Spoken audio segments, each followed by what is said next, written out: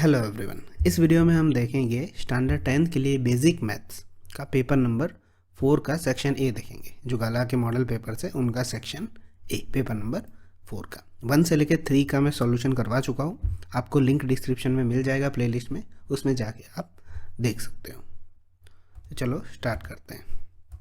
तो देखो, सबसे पहले 1 से लेकर 6 तक ट्रू फॉल्स होता है। 24 मार्क्स का हमारा सेक्शन ए होता है।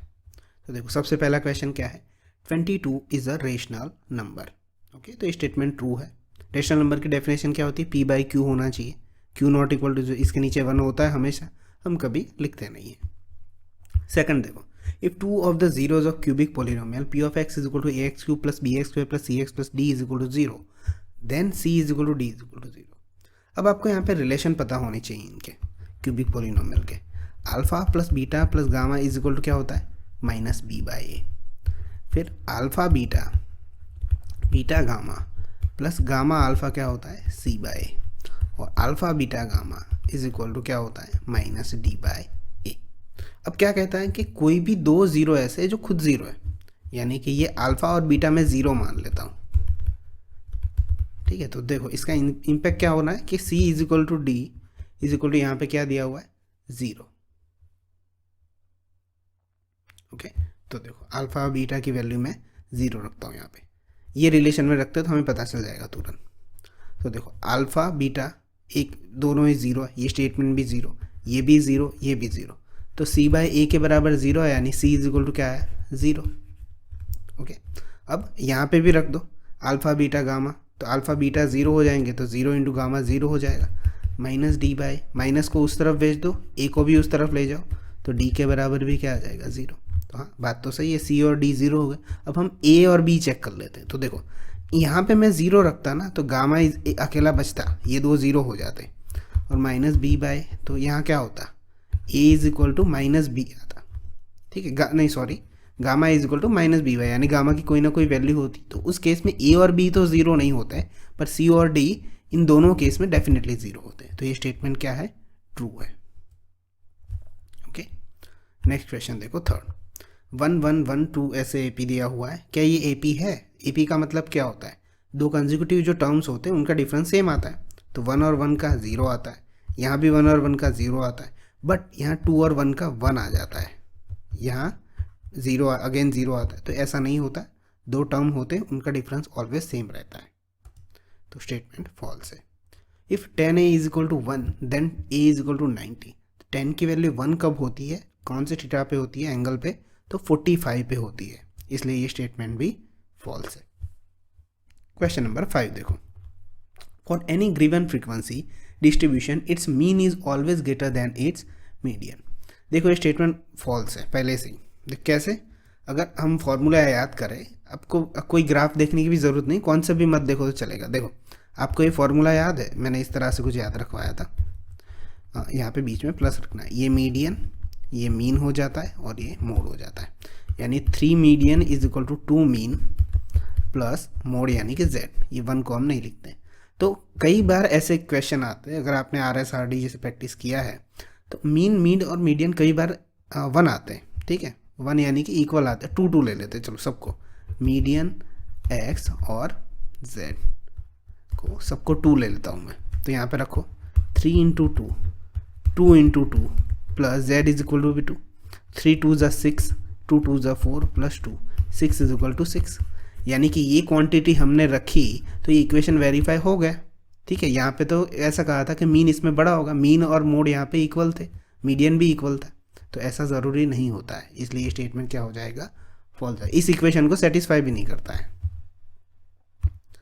ओके, क्वेश्चन नंबर 6 देखो, ये आइडेंटिटी है, cos x² minus cot square क्या हो जाता है, 1 हो जाता है, तो ये ट्रू है। 7 से लेके 12 तक MCQ देखो, the decimal expansion of 30 by 50 is equal to what. तो देखो उसे इस तरह से हम लिख लेते हैं, ये तो आप कैसे भी चाहो सॉल्व करो, मैं कुछ ऐसे कर लेता हूँ। 7 बाय 10 क्या हो जाएगा, 0.7। क्वेश्चन नंबर 8 देखो, graph of 4x plus 3y is equal to 36 intersect at y axis at the point. अब y एक्सिस पे इंटरसेक्ट कर रहा है ना, तो उसका x 0 होगा, यानी ये जो स्टेप है वो पूरा गया है, ये 0 हो जाएगा। तो मेरे पास बचा क्या, 3y इज इक्वल टू 36। आपको पेन भी उठाने की ज़रूरत नहीं इसके लिए।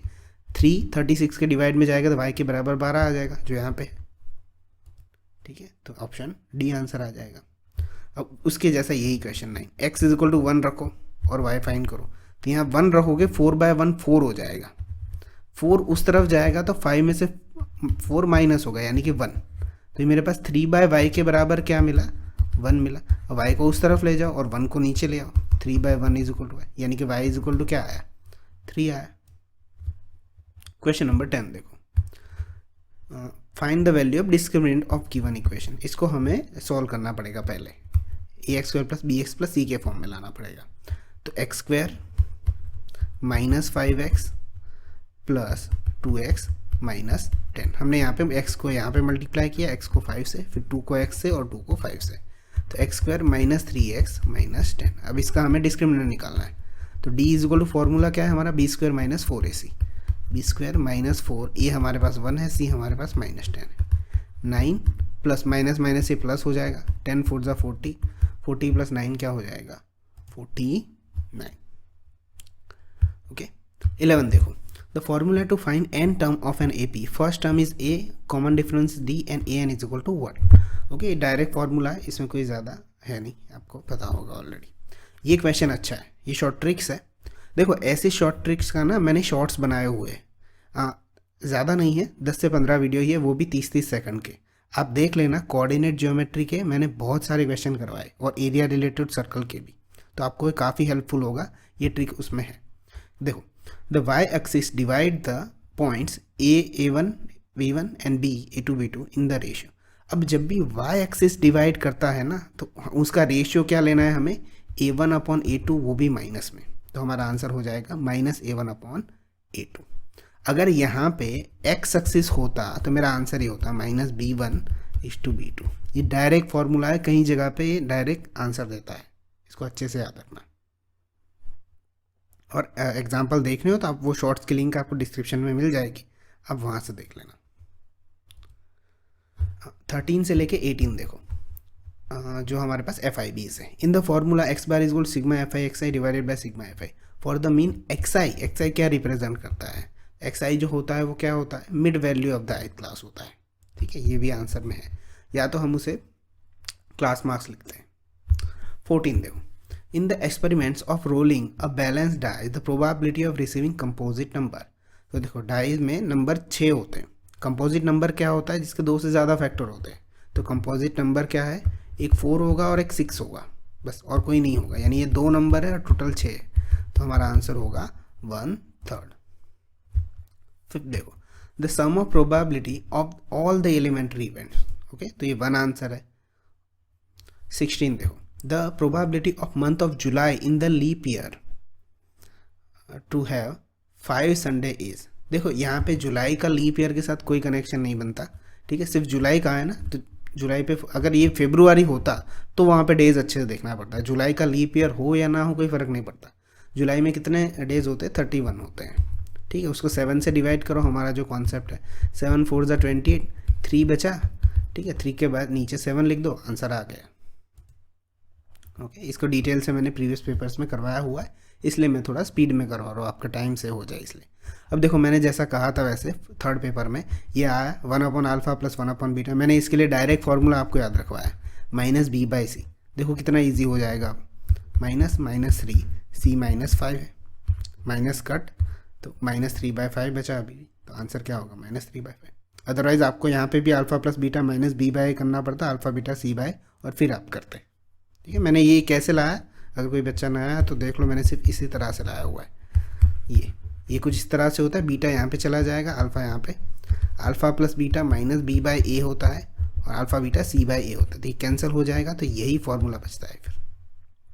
18 देखो, the sum of first n natural number is. Okay, आप ऐसे इसको लिख सकते हो, फर्स्ट n नेचुरल नंबर, तो इसका निकाल सकते हो, Sn = n/2 a + l यानी कि लास्ट टर्म हमारे पास क्या है, n है। ओके, तो n/2, हमारा फर्स्ट टर्म क्या है, 1, तो आ गया हमारा आंसर nn + 1/2।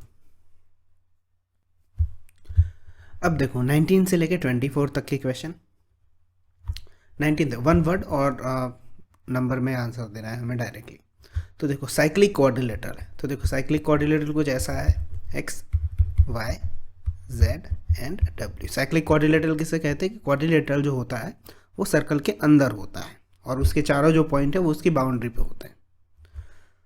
उनमें एक्स और जेड का रेशियो दिया है 7:8, यानी कि एक्स मान लो कुछ 7a होगा और जेड कितना होगा 8a होगा। अब साइक्लिक क्वाड्रिलेटरल की 9th में एक प्रॉपर्टी आती थी, आप सर्कल में पढ़े होंगे, सर्कल चैप्टर आता था उसमें, कि उनके अपोजिट जो एंगल होते हैं वो उनका एडिशन 180 होता है। तो हम कुछ ऐसे लिख सकते हैं 7a + 8a = 180। तो 7 और 18a कितने हो जाएंगे, 15a = 180। तो 15 जो है वो डिनोमिनेटर में जाएगा, तो 180/15 क्या हो जाएगा 12। इसका मतलब x कितना है 12 7 = 84 और ये 12 8 ज़ा z कितना है 96। हमें क्या पूछा है, z पूछा है, तो ये कितना आएगा 96। अगर आपको अच्छी समझ है, इससे भी इतना भी करने की ज़रूरत नहीं, सिर्फ एक ही स्टेप में सम खत्म हो जाता। देखो z पूछा है ना, तो रेशियो अगर अच्छे समझ में आता है तो आप ये कर सकते हो, 8 और नीचे दोनों का एडिशन 15 और टोटल दोनों का कितना होता है 180 होता है।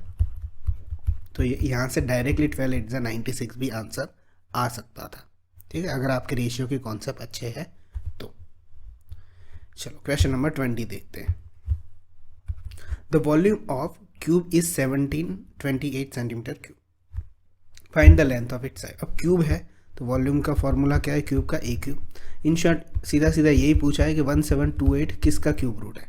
अगर आपको इसका क्यूब रूट पता है तो अच्छी बात है, अदरवाइज़ आपको इस तरह से करना पड़ेगा इसका प्राइम फैक्टराइजेशन करके, ठीक है। मुझे इसका पता है क्यूब रूट क्या होता है, 1728 का 12 होता है, ठीक है, 12 का क्यूब है ये 1728 सेंटीमीटर क्यूब, ठीक है। तो ए = क्या आएगा 12 सेंटीमीटर इसकी साइड है क्यूब की। चलो क्वेश्चन नंबर 21 देखो। अब देखो ये क्वेश्चन इस तरह के बहुत सारे आ रहे हैं, ये डायमीटर है, ठीक है, और हमें अब तक क्वेश्चन कितने दिए गए रेडियस के, कोई फ़र्क नहीं पड़ता, हमारे पास जो ट्रिक है वो डायमीटर हो या रेडियस हो, सर्कल के लिए लागू ही होती है, ठीक है। ये सिर्फ सर्कल के लिए ही बात है, ठीक है, किसी स्क्वायर क्यूब उनके लिए बात नहीं है, ये सिर्फ ट्रिक किसके लिए बताई मैंने, सिर्फ सर्कल के लिए। तो देखो 20% उसका जो डायमीटर है वो इंक्रीज़ हुआ तो एरिया कितना इंक्रीज़ होगा। तो हमारे पास ट्रिक क्या है, 20 + 20 + 20 × 20 / 100, 0 0 कैंसिल, 20 और 20 40 हो जाएंगे, 2 2 = 4, तो कितना होगा 44% एरिया इंक्रीज होगा। ये इसका डायरेक्ट आंसर। इसका फॉर्मूला मैंने बताया हुआ है, इसका ट्रिक भी बताया हुआ है, अगर कोई स्टूडेंट नया है तो डिस्क्रिप्शन में इसका भी लिंक मिल जाएगा, ठीक है, सर्कल रेडियस इंक्रीजिंग वाला, तो आप वो क्वेश्चन देख सकते हो। 22 देखो, volume of 2 cubes is 1 centimetre cube. Volume दिया हुआ है 1 सेंटीमीटर क्यूब दोनों ही क्यूब्स का, इस तरह से कुछ, ओके, इसका भी 1 है, इसका भी 1 है, ठीक है। तो इसकी साइड तो ऑलरेडी मिल गई, 1 सेंटीमीटर है तो उसकी साइड 1 ही आने वाली है। v = हम ए क्यूब लिखे तो 1 दिया हुआ है, तो 1 का क्यूब रूट क्या होगा 1 ही होगा, ठीक है। तो सारे 1 1 मिल गए हमें, तो यहाँ पे भी 1 1 लिख देता हूँ। तो इसे होगा क्या, लेंथ = मुझे मिल जाएगी 2, ब्रेथ = 1, h = 1। अब हमें पूछा होगा T S A joining the cube face to and the length of cuboid, only length पूछा है, ओके। तो हमें टी एस ए भी नहीं पूछा है, हर पेपर में हमें टी एस ए पूछा है, ओनली लेंथ पूछा है, तो लेंथ कितनी आएगी 2 सेंटीमीटर। नेक्स्ट क्वेश्चन देखते हैं 23 and 24। The graph of y = p of x shown in the given figure, find the state of number of zeros पूछे, p of x है यानी हमें x एक्सिस देखनी है, तो ग्राफ कितनी बार यहाँ पे इंटरसेक्ट करता है, सिर्फ एक बार, तो 0 कितना होगा 1। 24 देखो, find the area of square inscribe in a circle with radius 14 centimetre, okay, radius 14 है उसकी।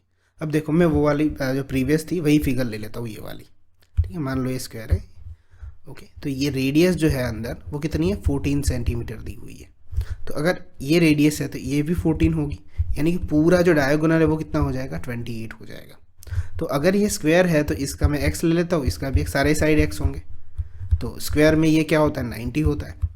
तो hypotenuse square = base square plus perpendicular square, Pythagoras theorem, तो x² + x² ये 28 का स्क्वायर लिखना है यहाँ पे, ओके। तो x² + x² कितना हो जाएगा 2x², 28 का स्क्वायर हो जाएगा 784, तो x square is equal to 784 divided 2, तो एक्स स्क्वायर कितना मिल जाएगा हमें, ये डिवाइड करते हैं, 2 3 ज़ा 6, 2 9 ज़ा 18 और 4 बजे 2 2 ज़ा 392। हमें एरिया ऑफ स्क्वायर पूछा था, ठीक है, तो वो आ गया x square, side into side जो एरिया ऑफ स्क्वायर होता है।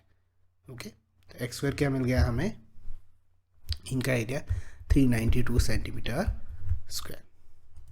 ओके, तो यहाँ पे पेपर 4 का सेक्शन ही फिनिश होता है। अगर आपको कोई भी क्वेश्चन नहीं समझ में आया आप कमेंट करके पूछ सकते हो। ठीक है, मिलते हैं नेक्स्ट वीडियो में, यानी कि पेपर नंबर 5 में। तब तक के लिए